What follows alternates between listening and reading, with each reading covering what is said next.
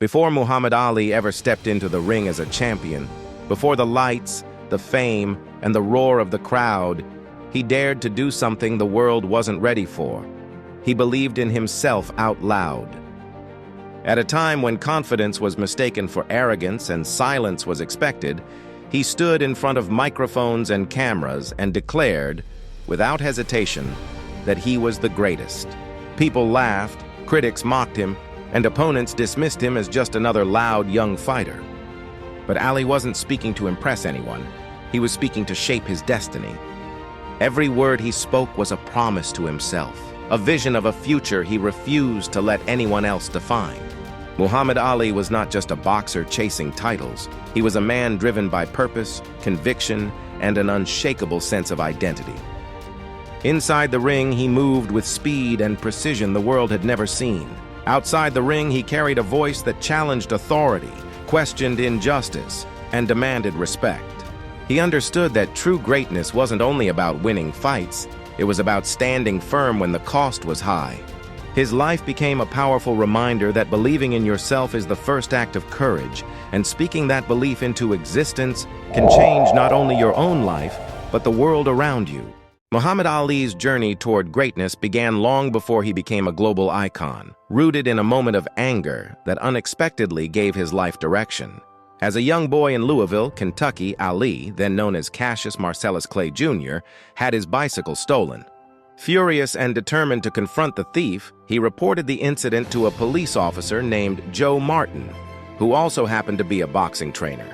When Ali declared he wanted to whoop the person who stole his bike, Martin advised him to learn how to box first. That chance encounter changed everything. What started as a desire for revenge quickly turned into discipline, passion, and an obsession with becoming the best. Ali trained relentlessly, showing remarkable speed, footwork, and confidence from an early age. Unlike most fighters who relied purely on strength, Ali danced around the ring, keeping his hands low and his reflexes sharp. His style was unconventional, even risky, but it worked. By the time he was 18, Ali had already made history by winning a gold medal at the 1960 Olympic Games in Rome. It was his first moment on the world stage, a sign that a new kind of boxer had arrived, one who combined athletic brilliance with fearless self-expression. After turning professional, Ali quickly gained attention not only for his victories, but for his personality. He wrote poems predicting the round in which he would knock out his opponents, spoke boldly to the press, and refused to be intimidated by established champions. In 1964, he shocked the world by defeating Sonny Liston, a fighter considered nearly unbeatable. When Ali stood victorious, shouting that he had shook up the world, it became clear that boxing would never be the same again. That night was not just the birth of a champion, but the rise of a cultural force. Shortly after winning the heavyweight title, Ali made a decision that defined his life beyond sports. He announced his conversion to Islam and changed his name from Cassius Clay to Muhammad Ali, rejecting what he called a slave name. This choice was deeply personal but also highly controversial, especially in a racially divided America. Ali understood that his identity mattered more than public approval. He refused to compromise who he was, even when the backlash threatened his career and reputation. That courage was tested further during the Vietnam War. When Ali was drafted into the U.S. Army, he refused to serve, citing his religious beliefs and opposition to the war. His words, "I ain't got no quarrel with them Viet Cong," echoed around the world. The consequences were severe. Ali was stripped of his heavyweight title, banned from boxing during what should have been the prime years of his career, fined and sentenced to prison, though he remained free during appeals. Many turned against him, labeling him unpatriotic, but Ali stood firm. He chose conscience over comfort, knowing the cost, and accepted it without regret. Years later, the U.S. Supreme Court overturned his conviction, and Ali was finally allowed to return to boxing. But time had taken its toll. He was slower, older, and no longer the unstoppable force he once was. Still, Ali refused to be counted out. He entered some of the most legendary fights in boxing history, proving that heart and intelligence could rival youth and strength. His trilogy with Joe Frazier, especially the brutal Thrilla in Manila, pushed his body to the edge of endurance. Ali later said it was the closest he had ever come to death, yet it cemented his legacy as a warrior who never quit. In 1974, Ali faced George Foreman in the famous Rumble in the Jungle. Foreman was younger, stronger, and heavily favored to win. Ali, however, introduced a daring strategy known as the rope-a-dope, allowing Foreman to exhaust himself before striking back. Against all odds, Ali knocked Foreman out, reclaiming the heavyweight championship. It was more than a victory. It was a masterclass in intelligence, patience, and belief.